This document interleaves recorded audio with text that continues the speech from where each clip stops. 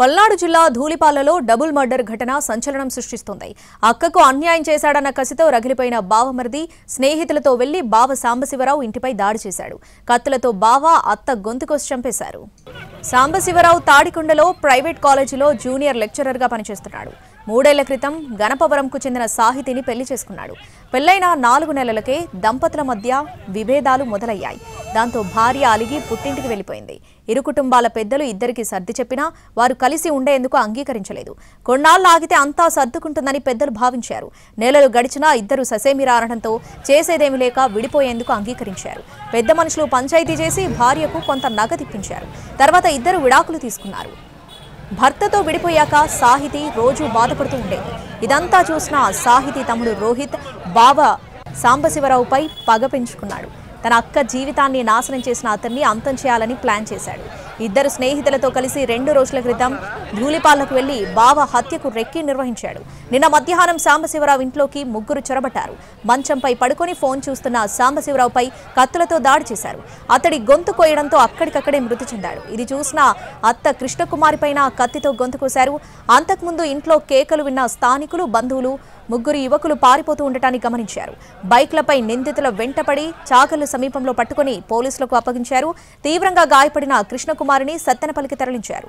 పరిస్థితి విషమించడంతో గుంటూరు జీజీహెచ్కి తరలిస్తుండగా ఆమె మృతి చెందింది. అయితే రోహిత్, అతడి స్నేహితులపై మృతుడి బంధువులు భగ్గుమంటున్నారు. దంపతులు విడిపోయాక సాంబశివరావు అతడి తల్లిని చంపడం దారుణమని మండిపడుతున్నారు. నిందితులను కఠినంగా శిక్షించాలంటున్నారు. మొత్తంగా రోహిత్ క్షణికావేశంలో తీసుకున్న నిర్ణయం 2 ప్రాణాలను బలి తీసుకుంది. అదే సమయంలో అతడితో పాటు మరో ఇద్దరిని జైలు పాలు చేసింది.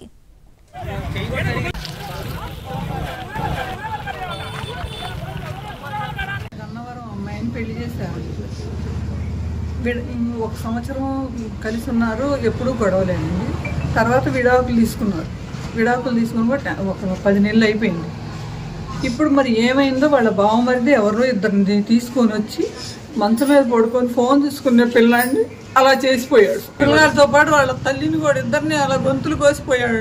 రాక్షసత్వంగా, కోరత్వంగా. అలా చూడండి, అసలు మనుషులు చేసేలా లేదు, ఒక మురకాలు చేసేలా. ఇక్కడ సాంబశివరావు అనే అబ్బాయి, అలబోతు సాంబశివరావు అనే అబ్బాయి కేకలేని పడి ఇంటికి ఉత్తరం వైపు ఉంటుంది అనమాట. ఆ అబ్బాయి కేకలేని పడి తొందరగా ఇక్కడికి వచ్చాడు. వచ్చి చూసేపాటికి ఆ అబ్బాయి వచ్చేపాటికి వాళ్ళు ఉరికారు. ఇక్కడ రక్తం మడుగులు ఇద్దరు పడి ఉన్నారని చెప్పి కేకలు పెట్టాడు. మేమందరం కూడా 50-60 మంది అక్కడి నుంచి రావడం జరిగింది. 50-60 మంది వచ్చినాక కొంతమంది బైకులు వేసుకుని అంతే ఇటు తొండపరోడ్డుకు పోయారని చెప్పి ఇక్కడ చూసిన వాళ్ళు 2-3 చెప్పంలోనే తొండపరోడ్డుకి వెళ్ళారు. తొండపి వైపు వెళ్ళి చాగళ్ళు తొండపి మధ్యలో పట్టుకున్నారనమాట. చాగళ్ళు తొండపి వైపు మధ్యలో పట్టుకొని వాళ్ళు. పల్నాడు జిల్లాలో బావను బావమరిది హత్య చేసిన ఘటన సంచలనం సృష్టిస్తుంది. అక్కకు అన్యాయం చేశాడన్న పగతో రగిలిపోయిన బావమరిది స్నేహితులతో వెళ్లి బావ ఇంటిపై దాడి చేశాడు. కత్తితో బావ సాంబశివరావుతో పాటు అతడి తల్లి గొంతు కోశారు. ఈ ఘటనలో తీవ్రంగా గాయపడిన బావ సాంబశివరావు, అత్త కృష్ణకుమారి మృతి చెందారు. ఇదే అంశంపై మరింత సమాచారం మా ప్రతినిధి రామారావు అందిస్తారు.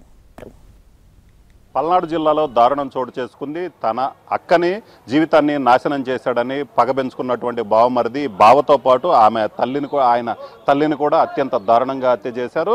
పల్నాడు జిల్లా సత్తెనపల్లి మండలం ధూళిపాలకు చెందినటువంటి సాంబశివరావుకి, అలాగనే గణపవరంకు చెందినటువంటి సాహితీకి 2 ఏళ్ల క్రితం పెళ్ళయింది. అయితే కుటుంబ విభేదాలు రావడంతో వీళ్ళిద్దరూ కూడా విడివిడిగా ఉంటున్నారు. ఆ తర్వాత పెద్దలు సర్ది చెప్పినా కూడా పూర్తిగా వాళ్ళు కలిసి ఉండటానికి నిరాకరించిన నేపథ్యంలో విడాకులు కూడా తీసుకోవడం జరిగింది. అయితే తన అక్క జీవితం నాశనం అవడానికి కారణం బావ సాంబశివరావు, అలాగనే ఆమె తల్లి కృష్ణకుమార్ అని భావించినటువంటి బావమరిది రోహిత్ వాళ్ళపై పగ పెంచుకున్నారు. ఈ నేపథ్యంలోనే ఎలాగైనా సరే బావను హత్య చేయాలని తన ఇద్దరు స్నేహితులతో కలిసి పథకం వేశారు. అలాగనే 2 రోజుల క్రితం సత్తెనపల్లి మండలం ధూళిపాళ్ళు వెళ్ళారు. బావ వాళ్ళ ఊరు వెళ్ళేసి అక్కడ రెక్కీ కూడా నిర్వహించారు. సో ఈ నేపథ్యంలోనే ఆ వీధిలో ఎవరు లేని సమయంలో చూసుకొని ఆ బావమరిది రోహిత్ తన ఇద్దరు స్నేహితులతో కలిసి కూడా ఇంట్లోకి ప్రవేశించడం జరిగింది. మొదట బావని టార్గెట్గా చేసుకుని తన వెంట తెచ్చుకున్నటువంటి కత్తులతో అత్యంత దారుణంగా గొంతుకొచ్చి చంపారు. తర్వాత అత్త అయినటువంటి కృష్ణకుమారి మీద దాడి చేశారు కత్తులతో. ఆమె చనిపోయిందని భావించి వాళ్ళు పారిపోయేందుకు ప్రయత్నించిన నేపథ్యంలోనే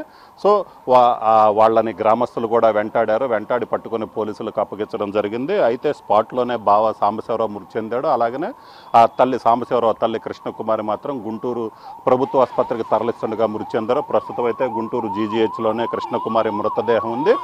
దీనికి సంబంధించి ఇప్పటికే పోలీసులు కూడా విచారణ ప్రారంభించడం జరిగింది. ప్రాథమికంగా పోలీసులు ఏదైతే అక్క జీవితాన్ని బావ నాశనం చేశాడు, పెళ్లి చేసుకున్న తర్వాత 4 నెలలకే వాళ్ళిద్దరి మధ్య విభేదాలు వచ్చాయి. ఈ విభేదాలు వచ్చిన నేపథ్యంలోనే తన అక్క పుట్టింటికి వచ్చింది. అలాగనే పుట్టింటికి వచ్చిన సమయంలో చాలా రోజుల పాటు పుట్టింట్లో ఉన్న సమయంలో కూడా పూర్తిగా ప్రతిరోజు కూడా మానసికంగా బాధపడేది. అదే విషయాన్ని తన జీవితం ఇలాగ అయిపోయింది, పెళ్లి చేసుకొని ఎన్నో ఆశలతో ఏదైతే కొత్త కాపురం మొదలు పెడితే ఈ విధంగా విభేదాలు వచ్చాయి, తన జీవితం నాశనం అవడానికి బావ ప్రవర్తనే కారణం అంటూ కూడా తరచూ చెప్పినటువంటి పరిస్థితి ఉంది. సో ఈ నేపథ్యంలోనే రోహిత్ ఎవరైతే ఉన్నారో బావమరిది అక్క సాహితీ చెప్పినటువంటి మాటలు రోహిత్ మీద తీవ్ర ప్రభావం చూపెట్టాయి. తన అక్క ఇంత బాధపడటానికి, తన అక్క ఏదో పెళ్లి చేసుకుంది అంతా హ్యాపీగా ఉంటుంది అనుకున్న సమయంలో ఈ విధంగా తన అక్క ప్రతిరోజు బాధపడటానికి, అలాగనే పుట్టింటికి రావడానికి ప్రధాన కారణం కూడా బావేనని గ్రహించడం జరిగింది. సో ఈ నేపథ్యంలోనే ఎలాగైనా సరే పగ పెంచుకొని ఎలాగైనా సరే బావని హత్య చేయాలి, తన అక్క జీవితాన్ని ఇంత దారుణంగా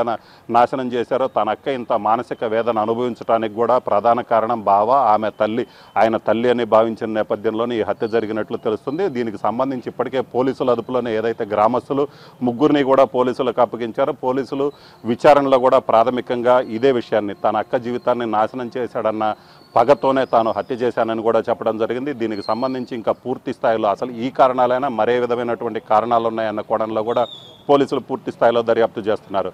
కెమెరామెన్ మురళితో రామారావు, ఎన్టీవీ, గుంటూరు నుంచి.